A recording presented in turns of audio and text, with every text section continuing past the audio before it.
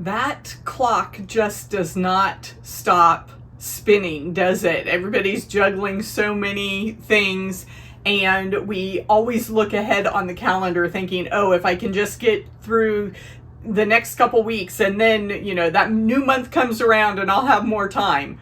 Total joke. Let me tell you what is going on. We have the Cotton Cuts mystery. I am on Team Tumbleweed and it's time to put together clue number 2. So that is coming up and it's so exciting. The other great thing from Cotton Cuts is the Floral States of America project. I introduced this when I got the first bundle, but I haven't given you guys an update. So let me get September's blocks sewn and then we'll have a full recap of that program that is almost halfway done. Hard to imagine, but we just keep sewing that fabric together to make lots of fun things. Speaking of new fabric, I've got a sneak peek here at, I think this line is called Flower Power, but it's really pretty new batiks from Island Batik. And I've got a brand new pattern that I'm putting together with that fabric that you will see towards the end of the month. It is the September little bit different block that I'm going to make up in a full quilt with this new fabric. So that will be a lot of fun. And September is Sew a Jelly Roll Day. So I picked up this really pretty bright jelly roll from Island Batik, my favorite. And I am going to sew on September 21st for Sew a Jelly Roll Day. And I've got a block pattern that I think you will really enjoy. So you have some time to get ready for that event and I hope you will join me. I am going to share the block with you and you can visit truebluequilts.com for the pattern, which is free in September of 2024. The components for the 100% fun block are very simple. We've got our 4 half square triangles and 2 accent squares. So we're going to rotate the half square triangles to make that diagonal across the block, and then simply fill in with your 2 accent squares. And there you go. Easy peasy, lots of fun. This is definitely a directional block, so let's switch things around and make that diagonal go in the opposite direction. So you do have to plan ahead when you are piecing this together. Just decide how many uphills and downhills you want and you can get it together really quick. So I want to show you what this block looks like in a quilt. And as I said, it is a directional block. So I've laid it out here with the 4 colors that I made in my sample block. And I'm just going to come over here and find my other coloring. And I'll drop the other colorway in because this is a directional block. So you see the downhill and the uphill.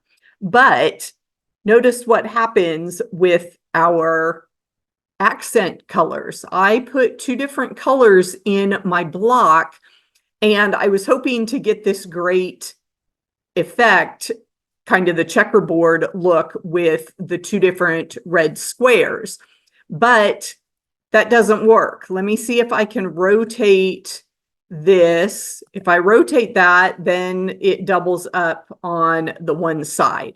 So in order to get this layout to work, you would have to be very careful, plan ahead, and put I suppose you could put 2 of the same colors in some of the downhill blocks, or I'm looking at the uphill block here with 2 of the lighter reds. But then if you did that to this well, and then you'd have to do the same thing there, and then you could do those two. So that's what you'd have to do. You'd have to choose one color to use with the downhill blocks and a different accent color to work with the uphill blocks if you wanted these blocks to create a checkerboard. Obviously, if you put more blocks together, then that repeats the effect. So easy to do in EQ8. I'll just add a couple more rows there, and we can go back to our design, add a few more blocks here. We need uphills there. And then I'll come back. You can see I've been playing with a lot of colorways for this block. And oops, got that in the wrong order. So we'll do that one there.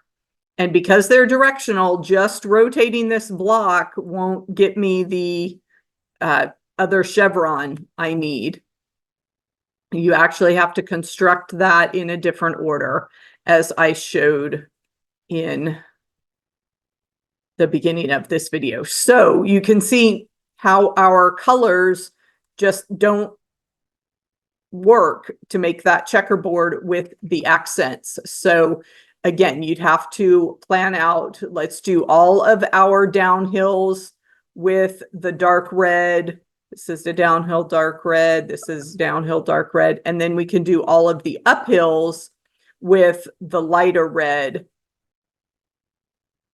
And that gets us a nice checkerboard of the accent squares. So directional blocks can be tricky when you are laying them out. And I noticed one other issue here. Let's see, my grays are together and my darks are together on those blocks. Let's see if we can easily rotate that and get that to go. Yes. So that will lay out just with a simple rotation to keep those blocks going in that alternating method. I'm a scrappy quilter and I like things to be truly different. I don't want two of the same fabrics to touch each other. So just a little tip there if you would like to make this block into a scrappy quilt. Enjoy. We have got so much fun stuff coming up, and I invite you all along for this wonderful quilting journey.